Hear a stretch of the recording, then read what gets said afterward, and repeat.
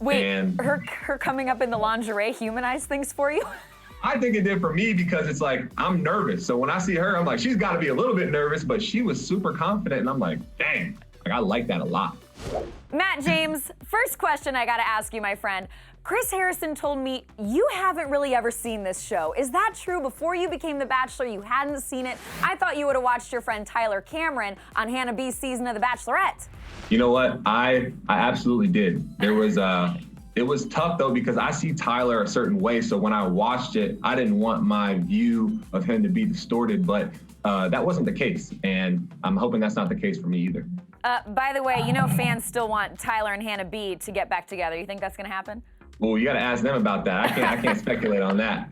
What advice did they give you about going on the show? They were huge. I mean, especially, Hannah, that relationship that we formed during quarantine, she was awesome. And she just told me to be myself. It sounds simple, but when you're in that moment, it's easy to kind of get caught up in the moment. But I continued to do things that grounded me, which was exercise, eat healthy, pray, and I got through it. We hear that you have never been in love. So, did you fall in love as The Bachelor? That's a great question. Love to me looked different before I got to Nonnegotiables because of what I experienced up until that point. And yeah, I guess I say I hadn't experienced love until I got up there. Some fans have questioned, Matt, if you're ready for marriage because they saw you and Tyler Cameron hanging out together in New York, having fun. Are you ready for marriage? Absolutely. That's why I came out there. And I don't think that anyone is more so ready or not. It's something that you just know when you experience it. Well, your parents are not together. You talk about that in the premiere, how you didn't see this marital love growing up. How did that affect you? That was huge. I mean, that was kind of a crutch coming into this. It's like, I don't want to force something. I don't want to put myself in a situation to hurt somebody or be hurt. And that was a realization I came to during quarantine, is that you're never going to be more so or less so ready to experience this. You just got to go into it and do it. And I'm glad I did. Well, of course, you are the first Black Bachelor. What kind of pressure did you feel taking on this role, and where was it coming from, if any? I felt a lot, I'm not gonna lie. That it was a lot, Lauren. But the more conversations I had with Chris, and he really helped me realize that, I only speak for myself, and my experience is my own. And when someone has an opinion, whether they're white or black, that's their opinion. It doesn't mean that all black or white people think that way. And I think I did a great job representing how I was raised and where I come from and what I'm looking for, and I hope that people see that too. Well, race was a big topic on Tayshia Adams' recent season. How much does it come up for you in your talks with the women, and maybe how much did you want it to come up, if at all? I think it's important, it's something that everyone should talk about because it's what we're experiencing. And if you're white, if you're black, like our kids are gonna look a certain type of way and they're gonna go through what I've been through. So I think it's absolutely important and something that we talked about. A lot? We see a little in the promo. I do acknowledge color in every sense. At the end of the day, love is love. It doesn't matter what it looks like. I potentially found the person who's going to change the world with me. The work you're doing is going to shape a generation. You started your season with a prayer. We see that in the premiere. Why did you want to do that? What tone did you want to set? I just wanted, well, first and foremost, I was extremely nervous. I was shaking walking up there. I was like, I wanted Chris to walk me inside, and he left me. So I'm just walking in there. And whenever I'm feeling that type of way or anxious, I'm just like, man, let me pray about this. And that's what I did. And it put me at ease. And I'm hoping that the women saw that. And I just wanted them to see where I go to in my times of anguish and when I'm stressed out. So that's what that was. You were nervous, Matt? What made you so nervous? You seem like a confident guy. Well, again, when it's all, you're sitting there with your buddies and you're like, well, I would go about it this way, that. And then you get in that room and you see these beautiful women all dressed up. And it's just like, I'm at a loss for words. I don't know. I'm seeing a big dildo on the counter. I'm trying to keep my train of thought. I don't know what to say. But yeah, the women made me nervous. They brought it. How much does religion come into play? Because we just saw Tayshia end a relationship over it on the show. That's a great question.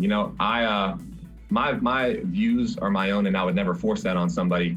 especially those views being different within my family. You know, my brother and I have completely different religious beliefs, and I don't love him any less. And I would never want that to be something that kept me from being with somebody. It's just, yeah. Well, give me 3 non-negotiables of yours. 3 things a woman cannot be or have if you're gonna date her. 3 non-negotiables? Honesty. We can't have we gotta be able to trust each other. So if you're a liar, that's a non-starter. Let's see, that's 1, 2.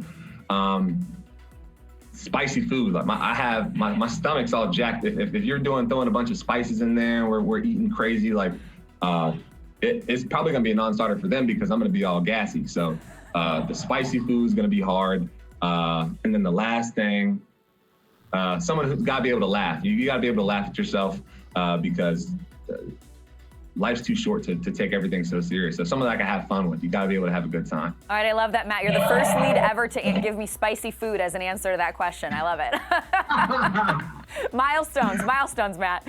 By the way, I wanna get into how much this season was kind of a milestone for you in your life. We see you crying on the curb with Chris Harrison in this promo. You're crying, you're saying, where do I go from here? Tease that moment for me. What's happening there? One of the things that's been hard for me in my relationships is going deep and sharing who I am, what I'm about, and what I've been through. Because it opens up this place that scares me. And I think about my mom, and I think about my brother, and how this broken family and broken marriage has affected their lives. And I don't want to put anybody through that. Lauren, I mean, I'll say this.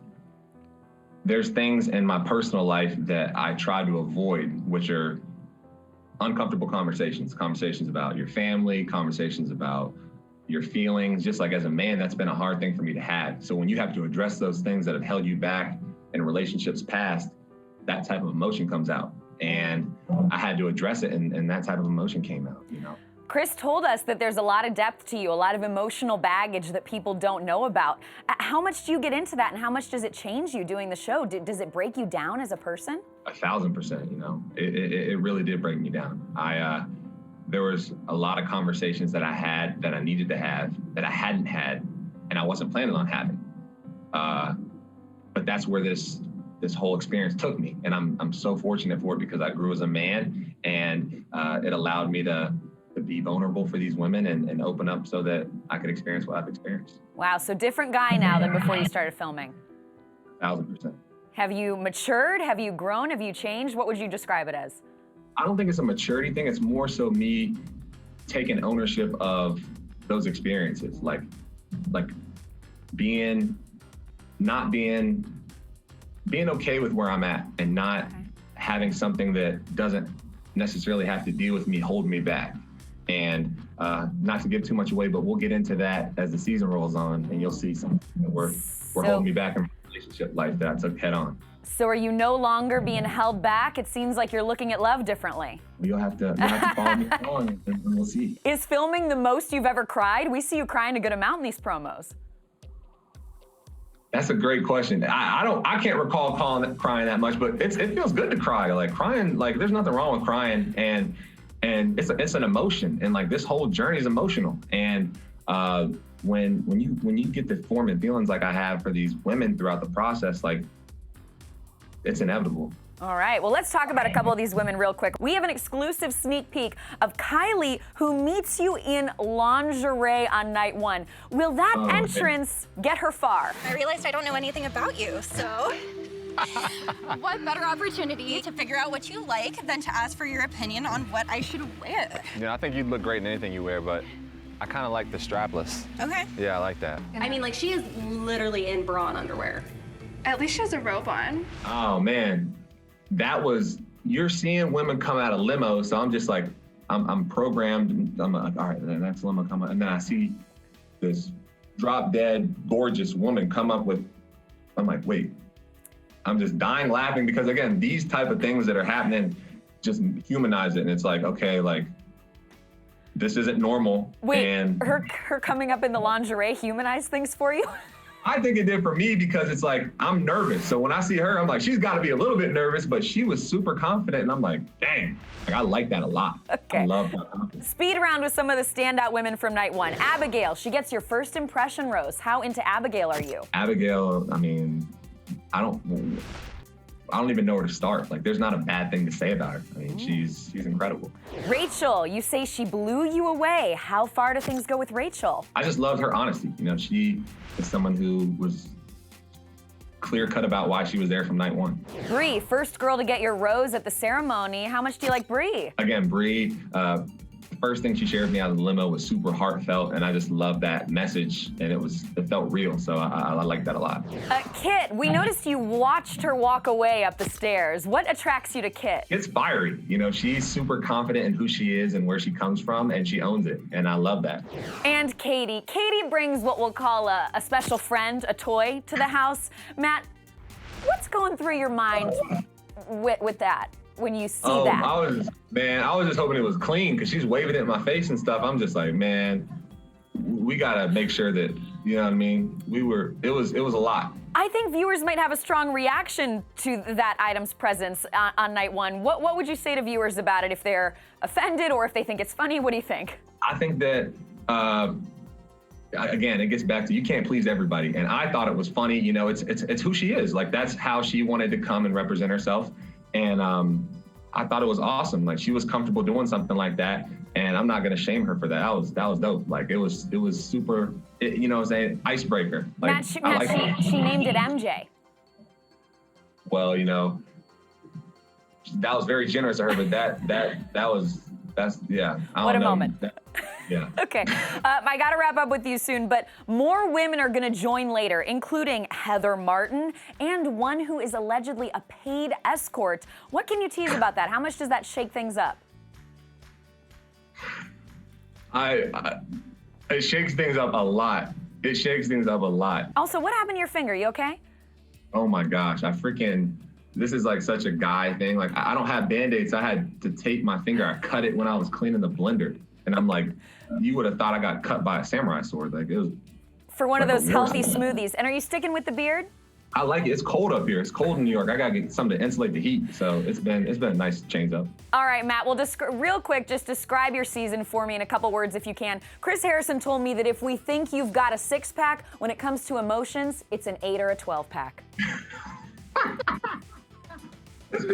Oh man.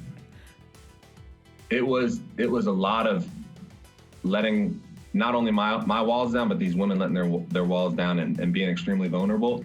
And myself included, went places, had conversations that I never thought I'd ever have, and we all came out better people for it. And you were shirtless plenty, Matt. And did you mind? Because I don't think the audience is going to complain. Yeah, I didn't mind. It was great weather up there, so I didn't mind. You know, I got a little tan while I was up there. All right, Matt James, thank you so much for joining us. And will we see Tyler Cameron pop by? Hannah Brown? That's a great question. He is my best friend. I wouldn't be surprised if, you know, I don't know. He might, I don't know. He was, I didn't have my phone, so I couldn't. All right, Matt James, is your season of The Bachelor here to save 2021? You know, I don't want to put a lot of expectations on it, but I think it's a great start to the year. I think it's going to be a great start to the year.